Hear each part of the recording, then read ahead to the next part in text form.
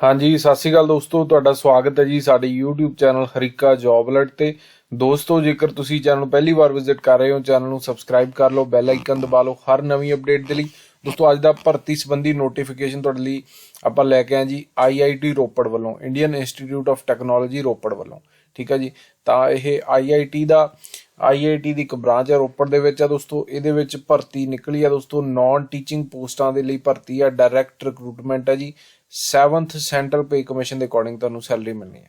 ਠੀਕ ਹੈ ਜੀ, ਤਾਂ ਇਹਦੇ 'ਚ ਪੋਸਟਾਂ ਕਿਹੜੀਆਂ ਨੇ ਪੂਰੀ ਡਿਟੇਲਸ ਹੈ ਜਾਣਕਾਰੀ ਤੁਹਾਨੂੰ ਇਸ ਵੀਡੀਓ ਦੇ ਵਿੱਚ ਮਿਲੇਗੀ। ਵੀਡੀਓ ਨੂੰ ਐਂਡ ਤੱਕ ਜ਼ਰੂਰ ਦੇਖਿਓ, ਚੈਨਲ ਨੂੰ ਜ਼ਰੂਰ ਸਬਸਕ੍ਰਾਈਬ ਕਰ ਲਓ ਪਹਿਲੀ ਵਾਰ ਵਿਜ਼ਿਟ ਕਰ ਰਹੇ ਹੋ ਤਾਂ, ਕਿਉਂਕਿ ਤੁਹਾਡੇ ਲਈ ਬੜੀਆਂ ਵਧੀਆ ਅਸੀਂ ਜਾਣਕਾਰੀਆਂ ਕੱਢ ਕੇ ਲੈ ਕੇ ਆਉਂਦੇ ਆ, ਪੰਜਾਬ ਦੀਆਂ ਭਰਤੀਆਂ ਖਾਸ ਕਰਕੇ ਕੱਢ ਕੇ ਲੈ ਕੇ ਆਉਂਦੇ ਆ। ਇਸ ਕਰਕੇ ਚੈਨਲ ਨੂੰ ਜ਼ਰੂਰ ਸਬਸਕ੍ਰਾਈਬ ਕਰ ਲਓ। ਦੋਸਤੋ, ਪੋਸਟਾਂ ਇਹਦੇ ਵਿੱਚ ਨੋਟ ਕਰ ਲਓ। ਸਭ ਤੋਂ ਪਹਿਲਾਂ ਜੀ SC ਦੀ ਪੋਸਟ ਹੈ, ਇਹਦੇ ਵਿੱਚ ਸੁਪਰਿੰਟੈਂਡਿੰਗ ਇੰਜੀਨੀਅਰ ਦੀ ਪੋਸਟ ਹੈ ਜੀ। ਲੈਵਲ 13 ਦੇ ਅਕੋਰਡਿੰਗ ਤੁਹਾਨੂੰ ਸੈਲਰੀ ਮਿਲਣੀ ਆ। 1,23,100 ਤੋਂ ਸਟਾਰਟਿੰਗ ਹੈ ਜੀ, 2,15,900 ਤੱਕ ਜਿਹੜੀ ਸੈਲਰੀ ਜਾਣੀ ਹੈ। ਇਹ ਇੱਕ ਪੋਸਟ ਹੈ ਜੀ SC ਦੀ। ਉਸ ਤੋਂ ਬਾਅਦ ਜੀ ਅਸਿਸਟੈਂਟ ਲਾਇਬ੍ਰੇਰੀਅਨ ਦੀ ਇੱਕ ਪੋਸਟ ਹੈ ਜੀ, ਇਹਦੀ ਸੈਲਰੀ ਸਟਾਰਟਿੰਗ ਹੈ ਜੀ 57,700 ਤੋਂ ਲੈ ਕੇ 98,200 ਤੇ ਬੜੀ ਵਧੀਆ ਲੈਵਲ ਦੀ ਸੈਲਰੀ ਇਹਦੇ 'ਚ ਮਿਲ ਰਹੀ ਹੈ ਜੀ। ਅਸਿਸਟੈਂਟ ਰਜਿਸਟਰਾਰ ਦੀ ਪੋਸਟ ਹੈ ਜੀ, ਇਹਦੇ ਲਈ 56,100 ਤੋਂ ਸਟਾਰਟਿੰਗ ਹੈ ਜੀ, 1,77,500 ਤੱਕ ਸੈਲਰੀ ਹੈ ਜੀ। 5 ਪੋਸਟਾਂ ਅਸਿਸਟੈਂਟ ਰਜਿਸਟਰਾਰ ਦੀਆਂ। ਉਸ ਤੋਂ ਬਾਅਦ ਜੀ ਪਲੇਸਮੈਂਟ ਆਫਿਸਰ ਦੀ ਇੱਕ ਪੋਸਟ ਹੈ ਜੀ, 56,100 ਤੋਂ ਲੈ ਕੇ 1,77,500 ਤੱਕ ਸੈਲਰੀ ਹੈ ਜੀ। ਪਬਲਿਕ ਰਿਲੇਸ਼ਨਸ ਆਫਿਸਰ ਦੀ ਇੱਕ ਪੋਸਟ ਹੈ ਜੀ, ਇਹਦੇ ਲਈ 56,100 ਤੋਂ ਸੈਲਰੀ 1,77,500 ਤੱਕ ਹੈ ਜੀ। ਸਿਕਿਉਰਿਟੀ ਆਫਿਸਰ ਦੀ ਇੱਕ ਪੋਸਟ ਹੈ ਜੀ, 56,100 ਤੋਂ ਸੈਲਰੀ ਸਟਾਰਟਿੰਗ ਹੈ ਜੀ। ਮੈਡੀਕਲ ਆਫਿਸਰ ਦੀ ਪੋਸਟ ਹੈ ਜੀ, ਇੱਕ ਪੋਸਟ ਹੈ 56,100 ਤੋਂ ਸੈਲਰੀ ਸਟਾਰਟਿੰਗ ਹੈ। ਜੂਨੀਅਰ ਹਿੰਦੀ ਟਰਾਂਸਲੇਟਰ ਇੱਕ ਪੋਸਟ ਹੈ ਜੀ, ਇਹਦੀ 35,400 ਤੋਂ ਸੈਲਰੀ ਸਟਾਰਟਿੰਗ ਹੈ ਜੀ। ਜੂਨੀਅਰ ਸੁਪਰਿੰਟੈਂਡੈਂਟ ਇਹਦਾ ਜੀ ਇੱਕ ਪੋਸਟ ਹੈ ਜੀ, 35,400 ਤੋਂ ਸਟਾਰਟਿੰਗ ਹੈ। ਉਸ ਤੋਂ ਬਾਅਦ JEE ਆ ਜਾਂਦੇ ਆ ਜੀ, 3 ਪੋਸਟਾਂ ਜੀ JEE ਦੀਆਂ, ਜਿਹਦੇ ਵਿੱਚ ਇੱਕ ਪੋਸਟ JEE ਇਲੈਕਟ੍ਰੀਕਲ ਦੀ ਹੈ, ਇੱਕ ਪੋਸਟ JEE ਪਬਲਿਕ ਹੈਲਥ ਦੀ ਹੈ, ਇੱਕ ਪੋਸਟ JEE ਸਿਵਲ ਦੀ ਹੈ ਤੇ 35,400 ਤੋਂ ਸਟਾਰਟਿੰਗ ਹੈ ਜੀ। ਸਟਾਫ ਨਰਸ ਦੀਆਂ 2 ਪੋਸਟਾਂ ਜੀ, 35,400 ਤੋਂ ਸਟਾਰਟਿੰਗ ਸੈਲਰੀ ਹੈ ਜੀ। ਫਿਜ਼ੀਕਲ ਟ੍ਰੇਨਿੰਗ ਇੰਸਟਰਕਟਰ PTI ਤਾਂ ਇੱਕ ਪੋਸਟ ਹੈ ਜੀ PTI ਦੀ, 29,200 ਰੁਪਏ ਤੋਂ ਸੈਲਰੀ ਸਟਾਰਟਿੰਗ ਹੈ ਜੀ। ਜੂਨੀਅਰ ਅਸਿਸਟੈਂਟ ਦੀਆਂ 7 ਪੋਸਟਾਂ ਜੀ, ਜੂਨੀਅਰ ਅਸਿਸਟੈਂਟ ਦੀਆਂ 7 ਪੋਸਟਾਂ, 21,700 ਤੋਂ ਸੈਲਰੀ ਸਟਾਰਟਿੰਗ ਹੈ ਜੀ। ਜੂਨੀਅਰ ਅਸਿਸਟੈਂਟ ਅਕਾਊਂਟਸ ਦੀਆਂ ਵੀ 7 ਪੋਸਟਾਂ ਜੀ, ਇਹਦੀ ਵੀ 21,700 ਤੋਂ ਸੈਲਰੀ ਸਟਾਰਟਿੰਗ ਹੈ ਜੀ। ਠੀਕ ਹੈ ਜੀ, ਤਾਂ ਇਹ ਪੋਸਟਾਂ ਦੋਸਤੋ, ਤਾਂ ਜਿਨ੍ਹਾਂ ਦੇ ਨਾਲ ਸਟਾਰ ਲੱਗੇ ਹੋਏ ਆ ਨਾ, ਇੱਥੇ ਇਹਨਾਂ ਨੇ ਲਿਖਿਆ ਕਿ ਜਿਵੇਂ ਜਿਹਦੇ ਨਾਲ 2 ਸਟਾਰ ਲੱਗੇ ਆ, ਜਿਵੇਂ ਜੂਨੀਅਰ ਅਸਿਸਟੈਂਟ ਦੀ ਜਿਹਦਾ ਸੀਰੀਅਲ ਨੰਬਰ 13 ਜੀ, ਤਾਂ ਇਹਦੇ ਨਾਲ ਲਿਖਿਆ ਕਿ out of 7 positions of junior assistant 1 post is reserved for candidates belonging to ex serviceman category. ਤਾਂ 7 ਦੇ ਵਿੱਚੋਂ ਕਹਿੰਦੇ ਇੱਕ ਪੋਸਟ ਹੈ ਜਿਹੜੀ ਐਕਸ ਸਰਵਿਸਮੈਨ ਕੈਟੇਗਰੀ ਦੀ ਹੈ। ਠੀਕ ਹੈ, ਤਾਂ ਕਰਕੇ ਸਟਾਰ ਲੱਗਿਆ ਇਹਦੇ ਨਾਲ, ਤੇ ਬਾਕੀ ਵੀ ਇਹਨਾਂ ਨੇ ਦਿੱਤਾ ਹੋਇਆ। ਤੇ ਇਹਦਾ ਦੋਸਤੋ ਤੁਸੀਂ ਲਾਸਟ ਡੇਟ ਹੈ ਜੀ ਆਨਲਾਈਨ ਐਪਲੀਕੇਸ਼ਨ ਫਾਰਮ ਭਰਨ ਦੀ 15 ਫਰਵਰੀ 2023 ਤੱਕ ਆਨਲਾਈਨ ਐਪਲੀਕੇਸ਼ਨ ਫਾਰਮ ਭਰ ਸਕਦੇ ਹੋ।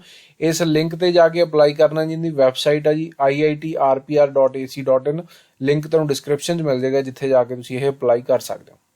ਉਸ ਤੋਂ ਬਾਅਦ ਇਹਦੀ ਕੁਆਲੀਫਿਕੇਸ਼ਨ ਜੇ ਦੇਖ ਲੈਂਦੇ ਆ। ਸਭ ਤੋਂ ਪਹਿਲਾਂ SC ਦੀ ਜਿਹੜੀ ਕੁਆਲੀਫਿਕੇਸ਼ਨ ਆ ਸੁਪਰਿੰਟੈਂਡਿੰਗ ਇੰਜੀਨੀਅਰ ਦੀ, ਇਹਦੇ ਲਈ ਤੁਸੀਂ ਮਾਸਟਰ ਡਿਗਰੀ ਕੀਤੀ ਹੋਵੇ in appropriate branch of engineering technology, 55% marks ਹੋਣ, ਐਟਲੀਸਟ 10 ਸਾਲ ਦਾ ਤੁਹਾਡਾ ਜਿਹੜਾ ਐਕਸਪੀਰੀਅੰਸ ਹੋਵੇ ਦੋਸਤੋ, ਜਾਂ ਫਿਰ ਤੁਸੀਂ ਬੈਚਲਰ ਡਿਗਰੀ ਕੀਤੀ ਹੋਵੇ 55% ਮਾਰਕਸ ਦੇ ਨਾਲ ਇੰਜੀਨੀਅਰਿੰਗ ਦੇ ਵਿੱਚ, ਤੇ 12 ਸਾਲ ਦਾ ਤੁਹਾਡਾ ਤਜਰਬਾ ਹੋਵੇ ਜੀ। ਉਸ ਤੋਂ ਬਾਅਦ ਜੀ ਪ੍ਰੈਫਰੇਬਲੀ ਏਜ ਆ ਜਿਹੜੀ 55 ਸਾਲ ਤੱਕ ਏਜ ਲਿਮਿਟ ਹੈ ਜੀ। ਅਸਿਸਟੈਂਟ ਲਾਇਬ੍ਰੇਰੀਅਨ ਦੇ ਲਈ ਤੁਸੀਂ ਮਾਸਟਰ ਡਿਗਰੀ ਕੀਤੀ ਹੋਵੇ ਲਾਇਬ੍ਰੇਰੀ ਸਾਇੰਸ ਦੇ ਵਿੱਚ, ਇਨਫੋਰਮੇਸ਼ਨ ਸਾਇੰਸ ਦੇ ਵਿੱਚ, ਜਾਂ ਫਿਰ ਡਾਕੂਮੈਂਟੇਸ਼ਨ ਸਾਇੰਸ ਦੇ ਵਿੱਚ, ਤੇ 55% ਤੁਹਾਡੇ ਘੱਟੋ ਘੱਟ ਮਾਰਕਸ ਹੋਣੇ ਚਾਹੀਦੇ ਆ। ਉਸ ਤੋਂ ਬਾਅਦ ਜੀ ਗੁੱਡ ਤੁਹਾਡਾ ਅਕੈਡਮਿਕ ਰਿਕਾਰਡ ਹੋਣਾ ਚਾਹੀਦਾ with knowledge of computerisation of a library. ਤੇ besides fulfilling the above qualification the candidate must have cleared the national eligibility test. ਤਾਂ ਤੁਸੀਂ ਨੈਟ ਕਲੀਅਰ ਹੋਣੇ ਚਾਹੀਦੇ ਹੋ, ਕੁਆਲੀਫਿਕੇਸ਼ਨ ਦੇ ਨਾਲ ਨਾਲ ਤੁਸੀਂ ਨੈਟ ਕਲੀਅਰ ਹੋਣੇ ਚਾਹੀਦੇ ਹੋ, ਇਹ ਚੀਜ਼ ਨੋਟ ਕਰ ਲਓ ਜੀ। ਨੈਸ਼ਨਲ ਐਲੀਜੀਬਿਲਿਟੀ ਟੈਸਟ ਜਾਂ ਫਿਰ UGC ਜਾਂ ਫਿਰ CSIR ਦੁਆਰਾ ਤੁਸੀਂ ਨੈਟ ਕੁਆਲੀਫਾਈਡ ਹੋਣੇ ਚਾਹੀਦੇ ਹੋ। ਉਸ ਤੋਂ ਬਾਅਦ ਜੀ ਕੁਝ ਹੋਰ ਦਿੱਤੀਆਂ ਗਈਆਂ ਨੇ ਇਹਦੀਆਂ ਕੁਆਲੀਫਿਕੇਸ਼ਨ ਬਾਰੇ, ਜਿਵੇਂ ਜਿਹਨੇ PhD ਵਗੈਰਾ ਕੀਤੀ ਹੋਈ ਹੈ ਤਾਂ ਉਹ ਕੈਂਡੀਡੇਟ ਨੇ ਵੀ ਆਪਣਾ ਚੈੱਕ ਕਰ ਲੈਣਾ। ਉਸ ਤੋਂ ਬਾਅਦ ਜੀ ਅੱਗੇ ਦੱਸਿਆ ਗਿਆ ਕਿ ਅਸਿਸਟੈਂਟ ਰਜਿਸਟਰਾਰ ਦੀ ਜਿਹੜੀ ਪੋਸਟ ਹੈ 3 ਪੋਸਟਾਂ ਸੀ, ਇਹਦੇ ਲਈ ਤੁਸੀਂ ਮਾਸਟਰ ਡਿਗਰੀ ਕੀਤੀ ਹੋਵੇ ਕਿਸੇ ਵੀ ਸਟਰੀਮ ਦੇ ਵਿੱਚ 55% ਤੁਹਾਡੇ ਮਾਰਕਸ ਹੋਣੇ ਚਾਹੀਦੇ ਆ।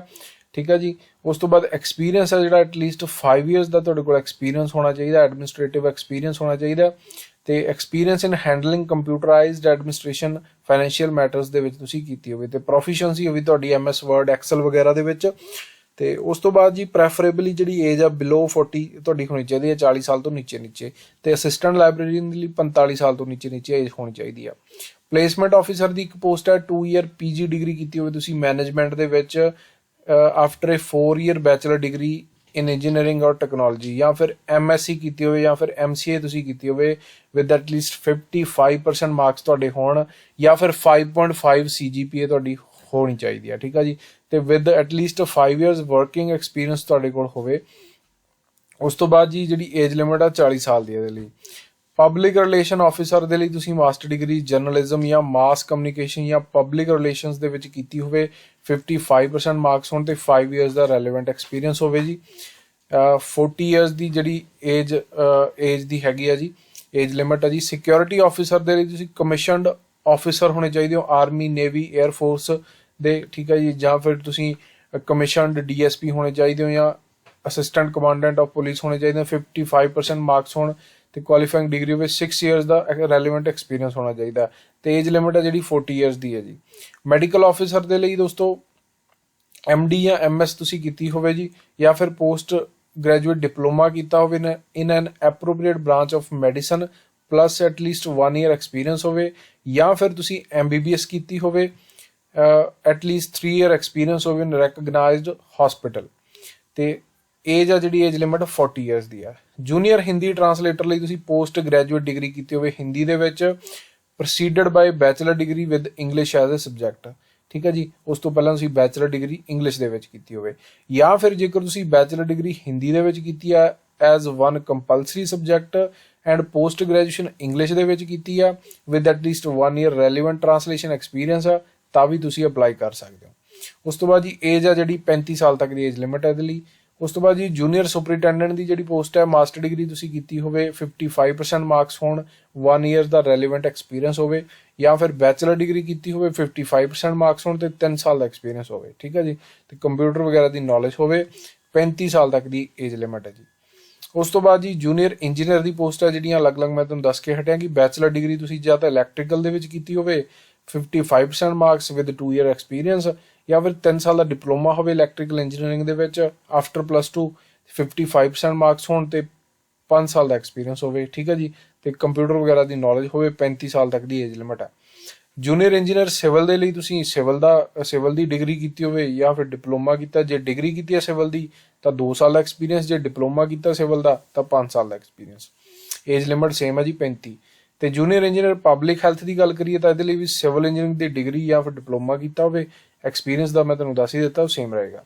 ਉਸ ਤੋਂ ਬਾਅਦ ਜੀ ਸਟਾਫ ਨਰਸ ਦੀ ਤੁਸੀਂ +2 ਵਿਦ ਸਾਇੰਸ ਕੀਤੀ ਹੋਵੇ, ਜਾਂ ਫਿਰ ਇਹਦੇ ਇਕੁਇਵਲੈਂਟ ਹੋਵੇ, ਤੇ must have examination held by nursing council with 3 years course ਕੀਤਾ ਹੋਵੇ GNM ਦਾ, ਠੀਕ ਹੈ ਜੀ, ਤੇ 55% ਮਾਰਕਸ ਹੋਣ, ਰਜਿਸਟਰਡ ਹੋਣਾ ਚਾਹੀਦਾ ਤੁਸੀਂ as a nurse with nursing council, 3 ਸਾਲ ਦਾ ਰੈਲੇਵੈਂਟ ਐਕਸਪੀਰੀਅੰਸ ਹੋਵੇ ਹਸਪੀਟਲ ਦਾ।